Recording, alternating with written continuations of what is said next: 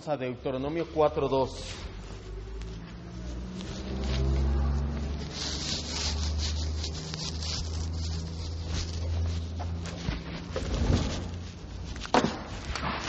Ay, están lloviendo ya.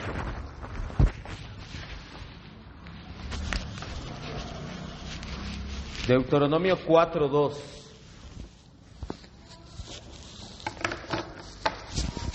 Nuevamente vemos un tema relacionado con la sola escritura. El tema del día de hoy se titula El canon y la sola escritura. Nuestra cita, Deuteronomio 4:2, dice la escritura así: no añadirás a la palabra que yo les mando, ni disminuirás de ella, para que guardes los mandamientos del Señor tu Dios, que yo les ordeno. Vamos a orar. Señor y Dios, te damos gracias en esta tarde noche porque nos permites escudriñar tu palabra, llenarnos de ella, Señor. Mejor es tu palabra que la vida.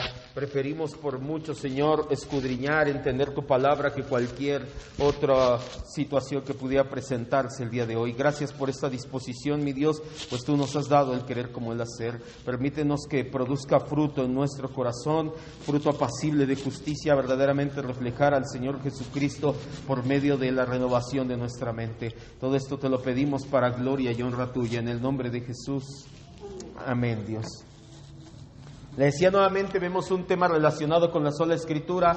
La clase pasada comparamos dos doctrinas, una doctrina protestante, una doctrina a la cual nos apegamos, que es la sola escritura, con otra doctrina que mayormente es promovida por la Iglesia de Roma, que es la sola eclesía. Sola iglesia sería la traducción, pero que es mejor conocida en el catolicismo romano como tradición apostólica. Lo vimos la semana pasada. El catolicismo dice que su tradición apostólica tiene bases en la Biblia y que la tradición apostólica tiene mayor o igual peso que la Biblia. Los argumentos que usa Roma, donde supuestamente se habla de tradición, lo vimos, no son lo suficientemente válidos como para poder apegarnos a ellos. Las 3 ocasiones que aparece la palabra tradición, en ninguna de ellas tiene la validez suficiente y no habla de qué tradiciones. Por lo tanto, si nosotros nos apegáramos a ella, dejaríamos abierta la puerta a un sinfín de posibilidades. A mí se me ocurre calzar esto, meter esto en la tradición, que es lo que ha hecho la Iglesia Católica. Ha metido un sinfín de tradiciones que no tienen sustento bíblico, pero que dicen que viene de la tradición apostólica. Por eso es que preferimos por mucho apegarnos a la sola escritura. Hay otro argumento usado nuevamente por liberales y por católicos para desacreditar la doctrina nuevamente de la sola escritura. Recuerda, si la Biblia no es suficiente, si la Biblia no es inerrante, si la Biblia no es infalible para el cristiano, queda abierta la puerta para las tradiciones o para nuevas interpretaciones. Por eso es que el católico romano, el teólogo católico romano, porque realmente un católico romano promedio de esto ni siquiera sabe la O por redonda, pero un teólogo católico romano y un teólogo neortodoxo, alguien que habla de liberalismo y que te dice, no, aquí no está la palabra de Dios, esta no es la palabra de Dios, aquí hay parte de la palabra de Dios, no van a querer aceptar jamás la sola escritura, porque si ellos aceptan la sola escritura discúlpame, no viene en la Biblia. Y entonces, ¿qué dicen? No, prefiero la tradición o prefiero la nueva ortodoxia. Si nosotros no nos apegamos a la sola escritura, es decir, que la Biblia es inerrante, infalible, que la Biblia es suficiente, queda abierta la puerta a tradiciones o a nuevas interpretaciones.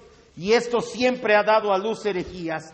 El argumento que utilizan los liberales y los católicos y por eso se titula así nuestro tema del día de hoy, es doble. Dicen que la Iglesia determinó, porque ya es el tiempo pasado, el canon, y que por lo tanto la Iglesia es madre del canon.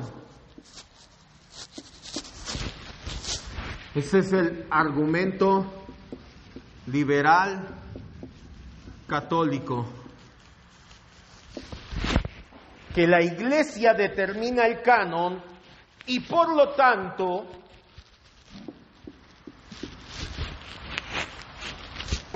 la Iglesia es madre del canon.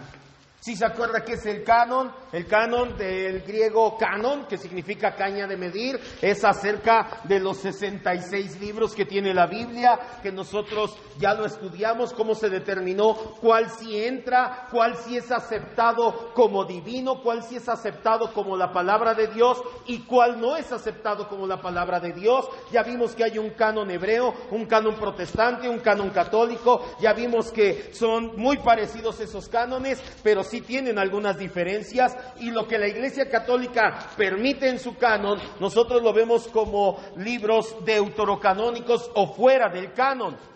Si ellos hablan de que la Iglesia determinó el canon y la Iglesia es la madre del canon, ellos lo que te están diciendo es que la Iglesia, por lo tanto, la Iglesia es superior ¿a qué? A la Biblia. Te dicen, es que fue la Iglesia la que recopiló los libros, fue la Iglesia la que decidió qué libro entraba y qué libro no entraba, entonces la Iglesia determinó el canon, la Iglesia es la madre del canon, la Iglesia es superior a la Biblia. Porque la Iglesia determinó el canon, por lo tanto la Iglesia es la madre del canon, o la madre o superior a la Biblia. Este argumento no es propio del catolicismo, nació en el catolicismo romano, pero no nada más lo usan ellos. También los neortodoxos echan mano de este argumento. Te dicen, ¿quiénes somos la Iglesia? ¿Se acuerda del discipulado de ¿cómo se llama este? De membresía. ¿Quién es la Iglesia? Nosotros somos la Iglesia. En eso tienen razón los neortodoxos. Entonces, si nosotros somos la Iglesia y la Iglesia es superior al canon, ¿qué crees? Hoy sentí de Dios otra cosa, y aunque no viene en la Biblia, pero yo soy la Iglesia, soy superior al canon. Ese es el peligro de este tipo de enseñanzas. Ellos alegan que somos la Iglesia y que por consecuencia determinamos lo que la Escritura quiere decir, o peor aún, que hay una autoridad máxima que no es la Biblia en el cristianismo, y esa autoridad somos nosotros. Bárbaro esto. Para derribar estos dos argumentos, vamos a ver dos puntos que se contraponen. Primero, la Iglesia es quien descubrió el canon. La Iglesia no determinó el canon, la Iglesia descubre el canon. El canon fue Dios quien lo hizo, ponga mucha atención. Por lo tanto, Dios definió qué libros son los que son inspirados y qué libros no, ya que solamente inspiró a algunos. No todos los escritos que utilizaba la Iglesia primitiva eran escritos canónicos o escritos inspirados por Dios. Quiero que me vea y entienda esto. En la Iglesia primitiva no nada más tenían los 27 libros del Nuevo Testamento, tenían otras cartas, como la carta perdida de los Corintios, como la carta en el libro de Colosenses. Tú lees al final y te dice, la carta que escribía la Odisea, léanla en Colosas, la carta de Colosas, léanla en la Odisea. No todos los libros que utilizaba la Iglesia primitiva eran libros canónicos. Dios inspiró unos, los otros simplemente no los inspiró. Por lo tanto, fue Dios quien hizo el canon. Esto queda demostrado en el siguiente silogismo. Dios inspiró, la idea inspiró algunos escritos, no todos, nada más algunos de los que utilizaban. Eso significa que no todos los libros son inspirados. Por lo tanto, Dios hizo y definió el canon,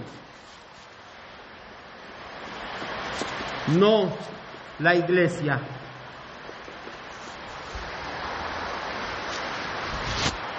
No todos los libros que utilizaba la iglesia primitiva eran inspirados, solamente algunos. Por lo tanto, te das cuenta que fue Dios quien hizo el canon y no el hombre.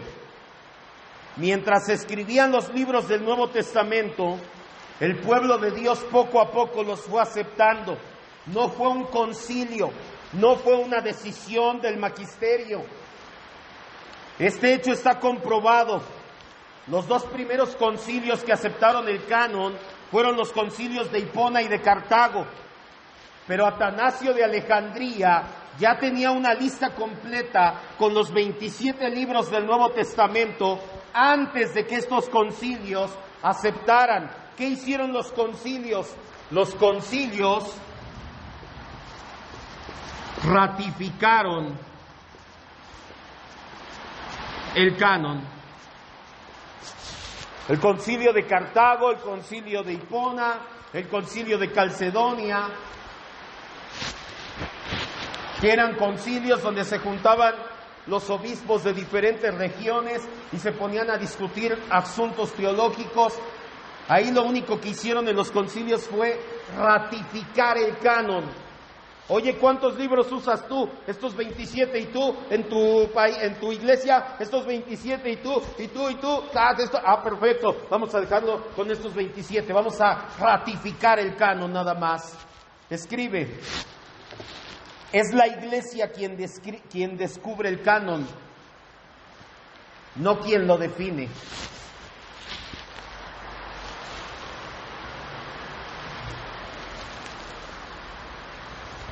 Es la iglesia quien descubre el canon, no quien lo define.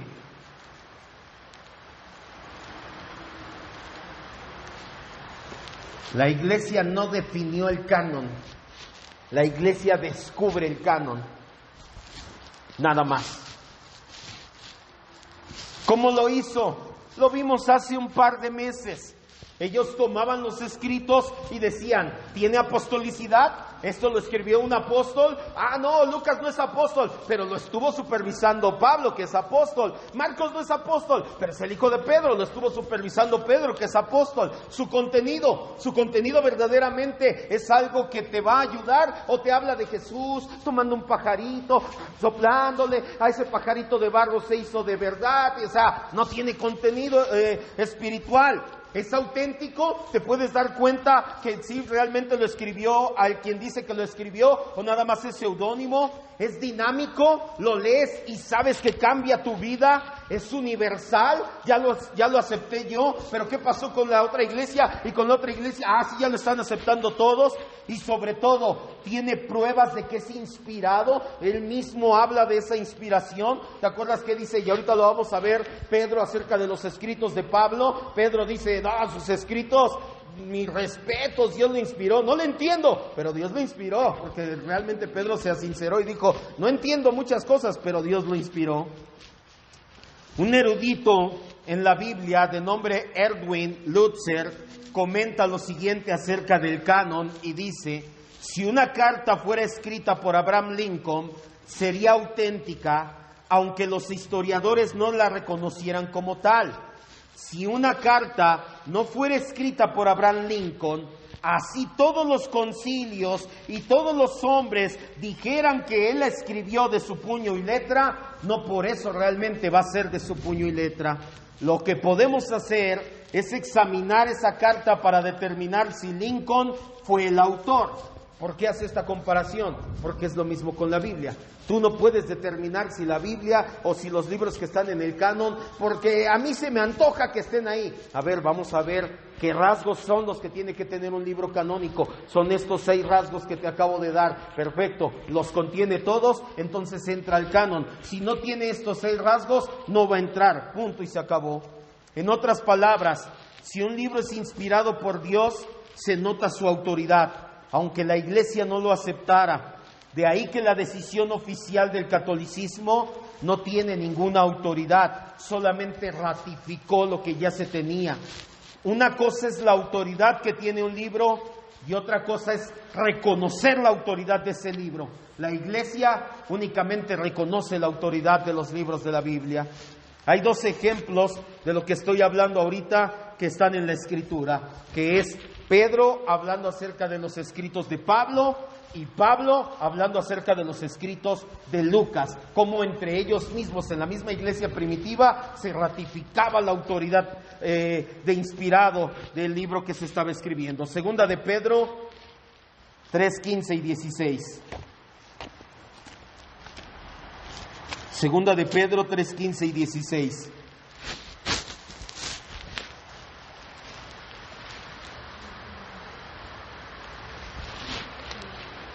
Aún hoy en día hay gente que se dedica a eso, a saber si el autógrafo es real o no es real.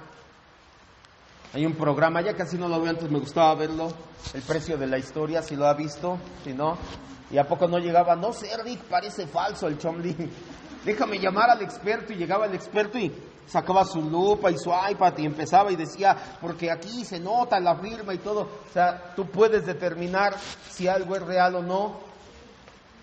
Lo puedes ir determinando por varios métodos, así es con el canon. No es porque la iglesia dijo que tenía que pertenecer, tiene autoridad. Dios lo mandó a escribir y lo único que haces es ratificar esa autoridad. Segunda de Pedro 3:15 y 16.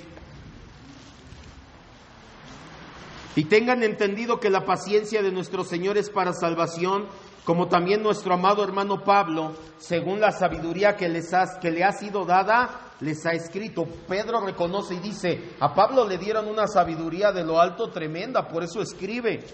Casi en todas sus epístolas, en sus cartas, hablando en ellas de estas cosas, entre las cuales hay algunas difíciles de entender. Nuevamente lo que te decía Pedro, dice, Pablo escribe muy bien, no le entiendo, pero escribe muy bien. Las cuales los indoctos e inconstantes tuercen, como también las otras escrituras para su propia perdición, hablando también del Antiguo Testamento y de las otras cartas inspiradas. Lucas 17.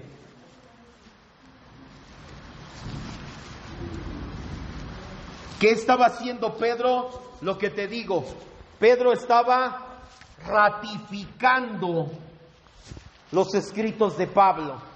Pedro como iglesia ratificaba lo que Dios había inspirado por medio de Pablo. Pablo hace lo mismo. En Lucas 17 leemos una porción que después Pablo utiliza en sus escritos. Lucas 17 dice, y posen en aquella misma casa comiendo y bebiendo lo que les den, porque el obrero es digno de su salario. Ahora vamos a 1 Timoteo 5:18.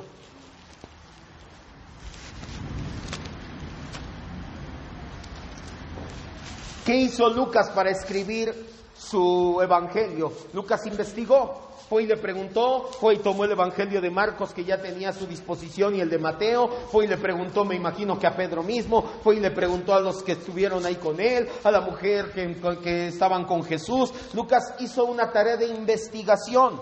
Pablo se da cuenta que esa tarea fue inspirada por Dios, que lo que quedó ahí registrado fue inspirado por Dios, y años más tarde, cuando le escribe a su discípulo Timoteo, menciona los escritos de Lucas. Dice 1 Timoteo 5:18, pues la Escritura dice, no pondrás bozal al buey que trilla. Esto viene en el Antiguo Testamento. Y nuevamente vamos a hacer una concatenación. Pues la Escritura dice, digno es el obrero de su salario. ¿Dónde dice la Escritura? En Mateo y en Lucas. ¿Qué estaba haciendo Pablo? Lo que escribió Mateo y lo que escribió Lucas es Escritura, es parte de lo que Dios inspiró. Nuevamente Pablo, ¿ahora qué estaba haciendo? Ratificando lo que ellos habían escrito. La iglesia no determina el canon, la iglesia ratifica el canon, que no es lo mismo. Escriba. Un libro, hablando de un libro de la Biblia, no es la palabra de Dios porque fue aceptado por la iglesia. Más bien Fue aceptado por la iglesia porque es la palabra de Dios. Un libro no es la palabra de Dios porque fue aceptado por la iglesia. Más bien, fue aceptado por la iglesia porque es la palabra de Dios.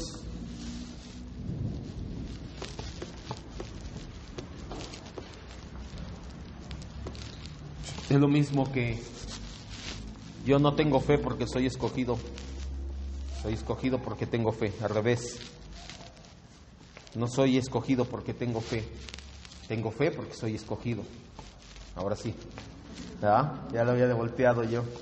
Estaba viendo si estaban atentos. Sí, todos se quedan, Igual, un libro de la Biblia, sobre todo del canon del Nuevo Testamento. El canon del Antiguo Testamento no hay tanto problema. Ese canon lo cerraron hace siglos los judíos. Pero el canon del Nuevo Testamento te dicen los liberales y te dicen los católicos que la iglesia es la madre de ese canon, que la iglesia fue la que escogió los libros, porque la iglesia determinó qué libro era inspirado y que no es cierto, es al revés. La iglesia aceptó ese libro precisamente porque era inspirado y nada más. Esto significa que Dios le da la autoridad divina y no el pueblo a ese libro. La iglesia solamente reconoce esa autoridad que Dios le ha dado. Por lo tanto, de aquí se desprende el segundo, que pinté de azul, ¿verdad? Ay, ¿dónde dejé el? Permítame. Acá está. Por lo tanto, de aquí se desprende el segundo.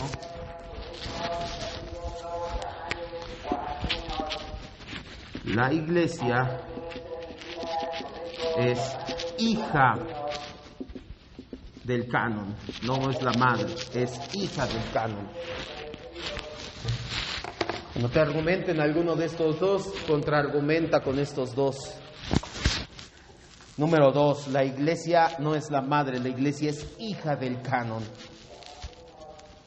El razonamiento de los liberales y católicos es, ya que el canon se definió mucho tiempo después de que la iglesia primitiva naciera, por lo tanto los primeros cristianos no tenían Biblia, por lo tanto la doctrina o el principio sola escritura no es histórico, no es ortodoxo, es falso. Como primero hubo iglesia antes que Biblia, entonces esa primera iglesia, como no tenía Biblia, nos demuestra que la sola escritura no es válida, no es histórica, no es ortodoxa, porque ya había iglesia, pero no había Biblia. Mienten, este razonamiento es incorrecto. Los primeros cristianos tenían algo que se conoce como un canon funcional. ¿Qué es este canon funcional? Los libros que se iban aceptando como autoritativos, incluso cuando aún otros no se habían escrito.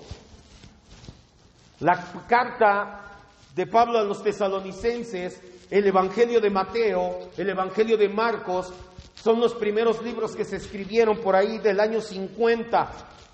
Ya lo aceptaba la iglesia primitiva, ya empezaba a tener esos libros y a guardarlos en sus anales y decían, estos son libros autoritarios, eso los inspiró Dios.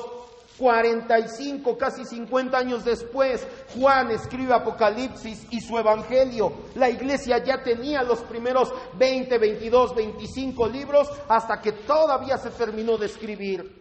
Por eso es que sí tenían algo que se llama canon funcional. Y además contaban, como lo dijimos la semana pasada, con el Antiguo Testamento, donde el Antiguo Testamento mismo establece el principio de la sola escritura. Deuteronomio 4:2, lo leímos al principio, vamos a leerlo nuevamente. Es que no tenían Biblia. Ah, caray, el Antiguo Testamento, ¿se acuerdan en qué año se terminó de escribir? En el 400 antes de Cristo. La iglesia primitiva nació después de la muerte de Cristo. Entonces, la iglesia primitiva sí tenía Biblia, no la tenía el canon cerrado, que no es lo mismo. Ya entendimos, el canon se cerró. ¿Cuándo se cerró? Cuando muere el último de los apóstoles. Ya no puede haber un escrito inspirado a la par después de que muere el último de los apóstoles. Por eso es que también ahí terminaron los dones extraordinarios, ya no eran necesarios, ya el canon se escribió, ya la gente ya vio y dijo, pero ¿por qué le voy a creer a lo que escribió Pablo? Mira nomás cómo levanta muertos, cómo manda su corbata y la gente se levanta. No, lo que escribió tiene que estarlo respaldando Dios.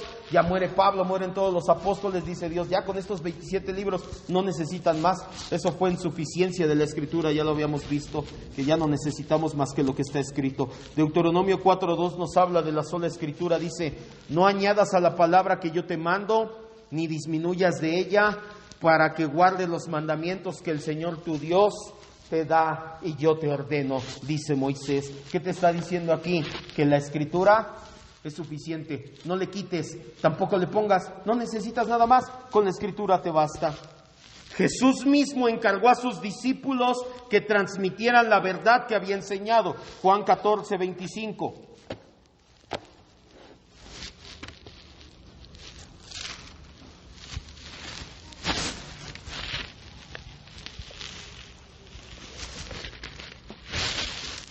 Juan 14:25 y 26.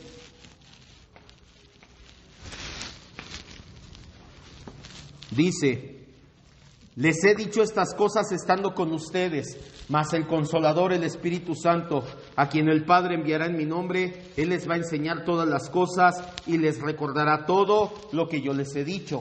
Y vemos en la Escritura que la iglesia primitiva se aferraba a estas enseñanzas de los apóstoles. Hechos 2:42.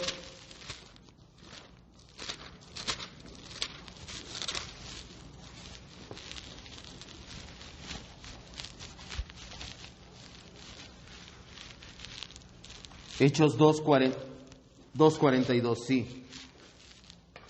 Y perseveraban en la doctrina de ¿quién? De los apóstoles, pero no tenían Biblia.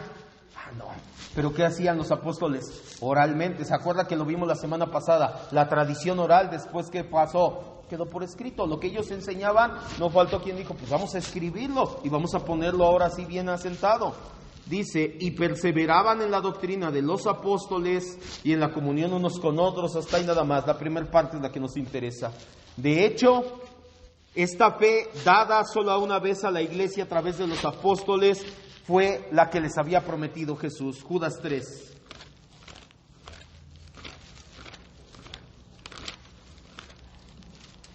Judas 3.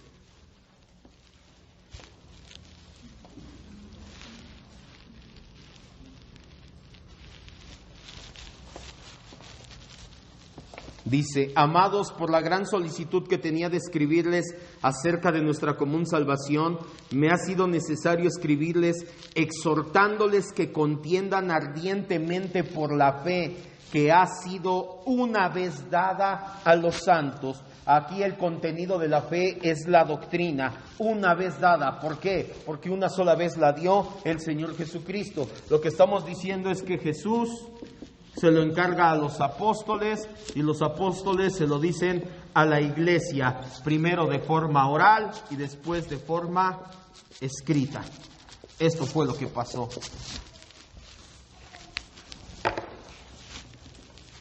¿Dónde encontramos esas enseñanzas de los apóstoles?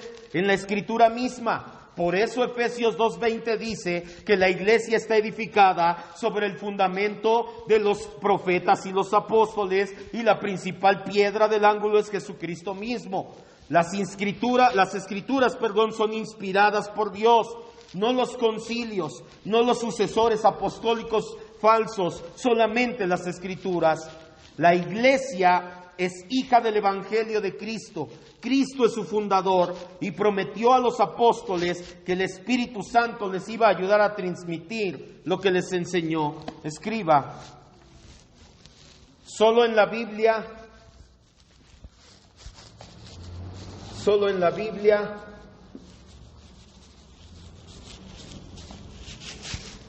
tenemos las enseñanzas de Cristo y que sus apóstoles dejaron a la iglesia. Solo en la Biblia tenemos las enseñanzas de Cristo y que sus apóstoles dejaron a la iglesia.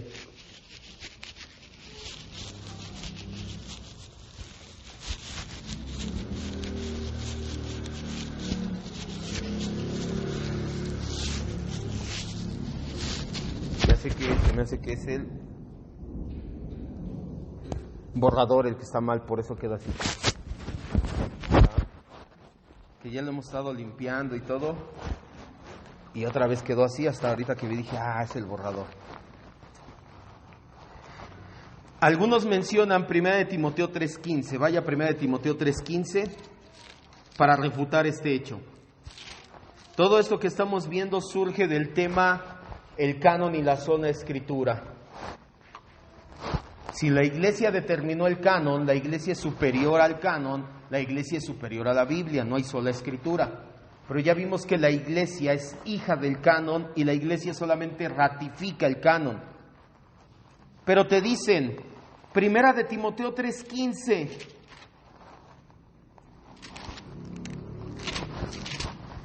¿ya lo tienes?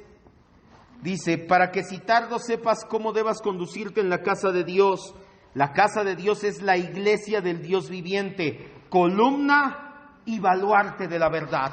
Te dicen, mencionan 1 de Timoteo 3:15 para hacernos ver que es la iglesia, no la escritura, la que es columna y baluarte de la verdad.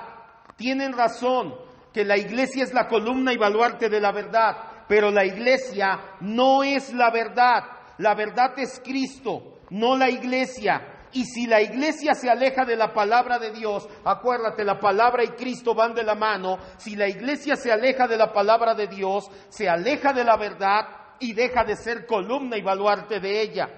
No conformes, liberales y católicos lanzan un ataque más que solo es muestra de desesperación. Ellos preguntan para desacreditar la sola escritura frente al canon y te dicen, ¿cómo puede ser válida la sola escritura si Jesús no predicaba con Biblia en mano? La Biblia vino después, dicen ellos, por lo tanto es la tradición lo que debe ser válido.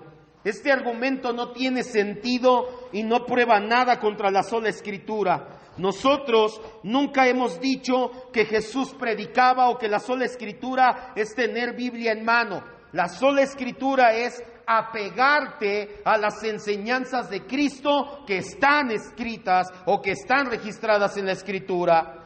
El cristianismo está fundado en la persona y obra de Jesucristo, el Hijo de Dios. Por lo tanto, la actitud que tengamos frente a las escrituras es muy importante. De ahí su comportamiento debe de ser autoritativo para nosotros. Tú no puedes decir que eres cristiano y no tener como autoridad a la Biblia. Es muy importante que Jesús consideró la escritura como la palabra de Dios. Jesús nunca apeló a la tradición como la autoridad. Jesús apeló a la palabra y lo vemos en 3 puntos. Primero, confrontó a los hombres. ¿Con qué?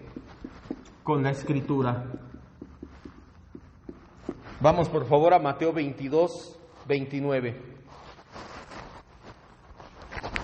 Jesús consideró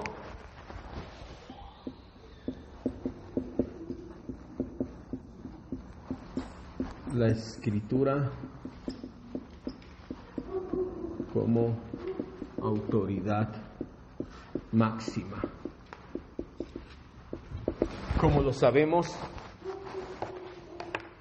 Por 3 puntos. Primero, cuando confrontó a los hombres, él utilizó la escritura, no la tradición. Mateo 22:29 al 32.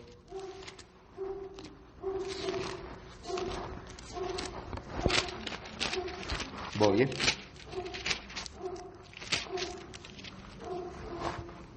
Mateo 29, dice: entonces respondiendo les dijo Jesús, erráis, ignorando ¿qué?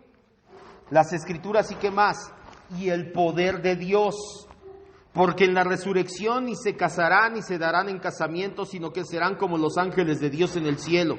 Pero respecto de la resurrección de los muertos, no han leído, no dice, no han escuchado la tradición, no han visto lo que dice el rabino no sé cuál, dice, no han leído lo que les fue dicho por quién, por Dios. O sea que lo que Jesús decía, yo considero que lo que está escrito en esos 39 libros del Antiguo Testamento, lo escribió Dios, lo mandó escribir Dios. Cuando dijo, yo soy el Dios de Abraham, de Isaac, de Jacob, Dios no es Dios de muertos, sino Dios de vivos.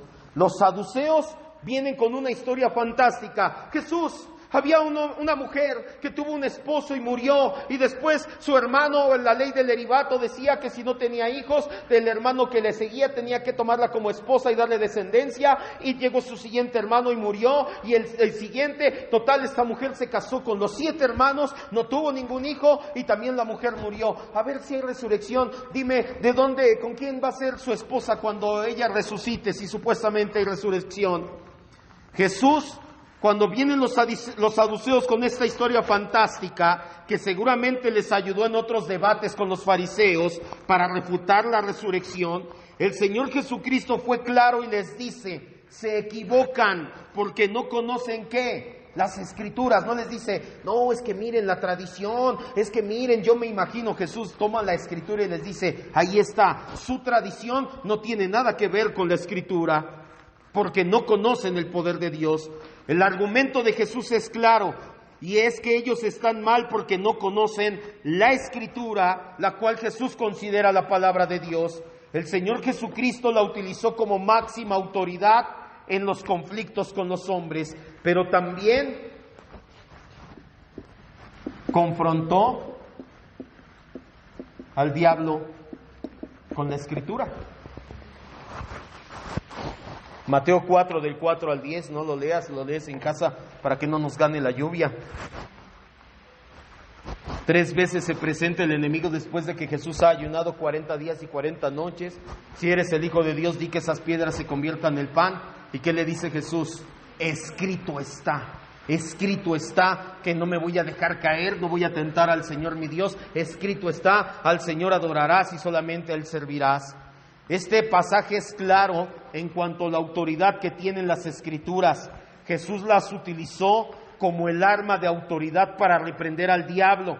Lo interesante es que el mismo Satanás, al saber cuál era la regla que guiaba a Jesús, también trató de utilizar la Escritura, pero de manera torcida y con una mala interpretación. Escriba,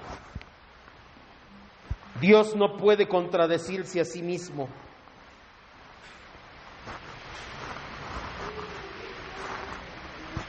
Las Escrituras son la palabra de Dios. Por eso Jesús las toma como suficientes o como autoridad. Dios no puede contradecirse a sí mismo.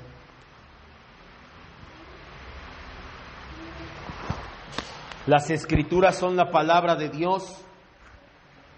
Por eso Jesús las toma como autoridad. A pesar de que el diablo quiso tomar la Escritura, Jesús sabía y dijo, no, la palabra no se contradice, a mí no me vas a dar con la palabra es autoridad. Dios no se contradice, te voy a enseñar verdaderamente qué es lo que dicen y no cómo la estás torciendo. Y por último, Jesús vino a cumplir las Escrituras, no la tradición.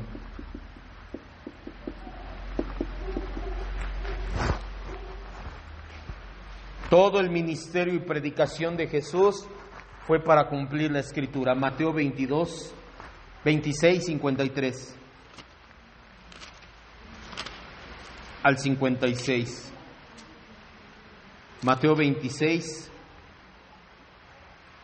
53, 56.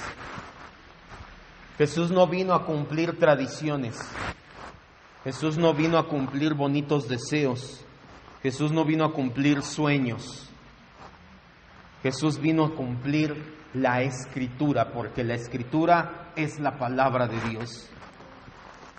Mateo 26, 53 dice: ¿acaso piensan que no puedo ahora orar a mi Padre y que Él no me daría más de 12 legiones de ángeles? Pero ¿cómo entonces se cumplirían qué? Las Escrituras, este pasaje de hecho lo estamos viendo ahorita en el Evangelio de Juan, Jesús colgado en la cruz y dice, si yo quisiera ahorita oraba y mi Padre mandaba ángeles, pero no vine a cumplir tradiciones, ni deseos, ni caprichos, vine a cumplir lo que ya estaba escrito.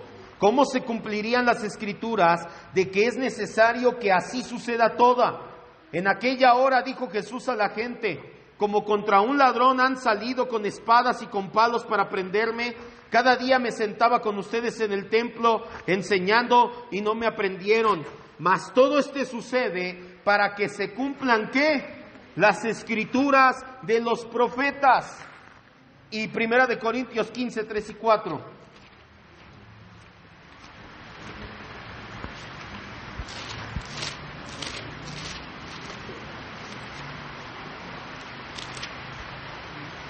Primera de Corintios 15, 3 y 4.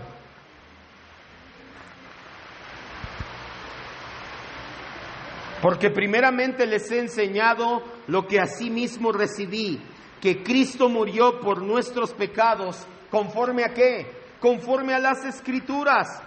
Dice, y fue sepultado y resucitó al tercer día, ¿conforme a qué? Conforme a las Escrituras. ¿Qué vino a cumplir Cristo? Las Escrituras. Entonces no podemos decir que Cristo no se apegaba a la sola Escritura. Por Dios, es todo lo contrario. Cristo es la norma de sola Escritura. Jesús se basó en las Escrituras que tenía en su alcance en aquella época. Nosotros tenemos la revelación completa ya de la palabra de Dios. En ella tenemos la vida y obra de nuestro Señor Jesucristo. Además, las predicaciones de Jesús fueron las que le dieron forma al Nuevo Testamento. La vida de nuestro Señor Jesucristo fue guiada siempre por las Escrituras y fue siempre conforme a las Escrituras y fue siempre cumpliendo las Escrituras. ¿Qué mejor ejemplo de sola Escritura que la vida del Señor Jesús? ¿Dudas hasta aquí? Entonces, ¿la Iglesia determinó el canon? No. ¿La Iglesia es madre del canon? No. ¿La Iglesia está por encima de la Biblia? Jamás. La Biblia le dice a la Iglesia qué enseñar, no la Iglesia a la Biblia le dice qué hacer. Si tú lo volteas, caes en herejías, tras herejías, porque crees que eres tú el de la autoridad y no la Biblia. Vamos a orar ya entonces. Vamos a orar y vamos a decirle gracias a nuestro Dios, porque no nos permite caer en este tipo de errores sutiles, que pareciera muy cierto que nosotros como iglesia, nosotros somos la iglesia, y si nosotros compilamos el canon, nosotros podríamos decir que sí, que no es válido. No es verdad. Dios fue quien inspiró esos libros. La iglesia lo único que hizo fue ratificarlo. Por eso es que el canon se cerró, porque ya no hay apóstoles, ya no hay gente que escuchó de primera mano a Jesús, ya no hay gente que caminó con Él, ya no hay gente que haga los milagros, prodigios y señales que el Señor Jesús dejó al alcance de esos apóstoles. Por eso ya no puede quedar abierto el canon. Al contrario, Señor, nosotros nos apegamos fielmente a estos 27 libros del Nuevo Testamento, 39 del Antiguo, 66 en total, como la palabra de Dios, inspirada por ti y solamente ratificada por tu iglesia. Nosotros, Señor, somos hijos del canon. Nosotros como iglesia somos la hija del canon. Somos aquel resultado de todo lo que estaba escrito. Mi Señor Jesús, fuiste tú quien mejor moldeó la sola Escritura, al vivir en la Escritura, cumplir la Escritura, obedecer la Escritura y hacer válida la Escritura en todo el sentido de la palabra. Gracias, mi Dios, y solamente te podemos rogar que así como has dejado ejemplo, así como lo hiciste esa vez, lo hagas a través de todos y cada uno de los que estamos aquí, que nos llevemos esa aplicación práctica. Tú nunca violaste la ley, tú nunca torciste la Escritura, tú nunca la tomaste a menos. No permitas que nosotros lo hagamos, Señor. Al contrario, tú a través de cada uno de nosotros llévanos a poner la Escritura como lo más alto y lo más importante de nuestras vidas. Y qué mejor ejemplo de ello que leyéndola todos los días. No podemos decir que la Escritura es nuestra máxima autoridad, nuestra norma de vida, nuestra regla de fe, si ni siquiera la leemos a diario. Danos el hambre y sed de hacerlo diariamente, para conocerte, no para llenarnos de conocimiento vano, sino para conocer al Dios que inspiró esas escrituras. Todo esto te lo pedimos, Padre, en el nombre de Cristo Jesús. Amén, Dios.